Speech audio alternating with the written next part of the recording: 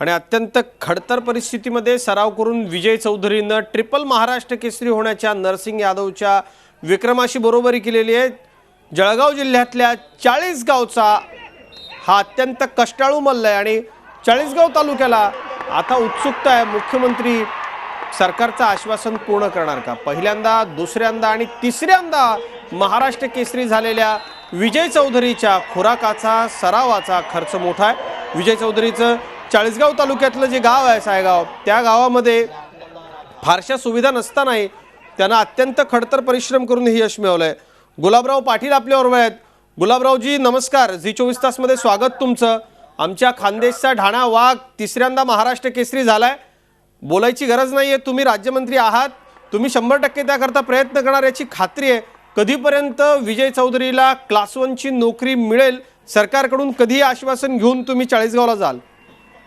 मागच्या आठवड्यामध्ये मी आजारी असल्यामुळे विधानसभेत येऊ शकलो नाही, पण आता उद्याच्या दिवशी सत्र सुरू होत आहे आणि पहिलं निवेदन माननीय मुख्यमंत्री महोदयांच्या दालनामध्ये जाऊन मी देणार आहे की आमच्या जिल्ह्यातला आणि महाराष्ट्राचा हा पहिला बहुमान आहे की 3 वेळेस त्याला महाराष्ट्र केसरी मिळालेला आहे। मागच्या वर्षी सुद्धा आश्वासन दिलं होतं पण ते पूर्ण झालेलं नाही।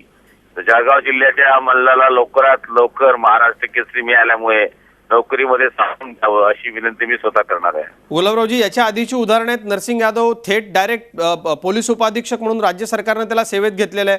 असे अनेक मल्ल असतील, नेमबाज असतील, खेळाडू असतील, त्यांना थेट नोकरी दिलेली आहे राज्य सरकारने किंवा आपल्या राज्य सरकारला तसं प्रोत्साहनपर राज्य सरकारचं तसं आश्वासनच असतं खेळाडूंना। खेळाडूही त्याकरता प्रयत्न करतात, पुढे विजयला हिंदकेसरी व्हायचं आहे, त्यासाठी तो कष्ट करतोय।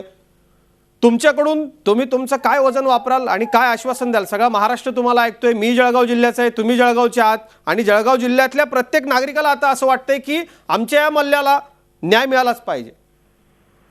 साहजिक आहे, जळगाव जिल्ह्याला तर वाटते पण महाराष्ट्राला वाटते की या माणसाला न्याय मिळाला पाहिजे।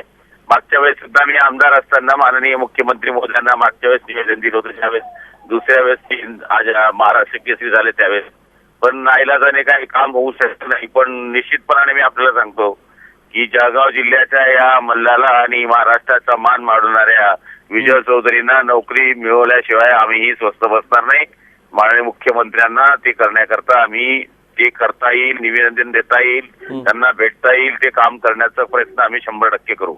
धन्यवाद गुलाबरावजी, अशी अपेक्षा करतो। तुम्ही महाराष्ट्राच्या समोर आश्वासन दिलंय, विजयला सराव सोडून त्याच्या कामाची फाईल घेऊन मंत्रालयात फिरावं लागणार नाही अशी अपेक्षा करतो। राज्यमंत्री गुलाबराव पाटील यांनी आश्वासन दिलेलं आहे की आम्ही प्रयत्न करू आणि नक्कीच तिसऱ्यांदा त्यानं महाराष्ट्र केसरीचा बहुमान मिळवलाय। मुख्यमंत्रीही तातडीनं तशी घोषणा करतील विधानसभेमध्ये अशी अपेक्षा करूया।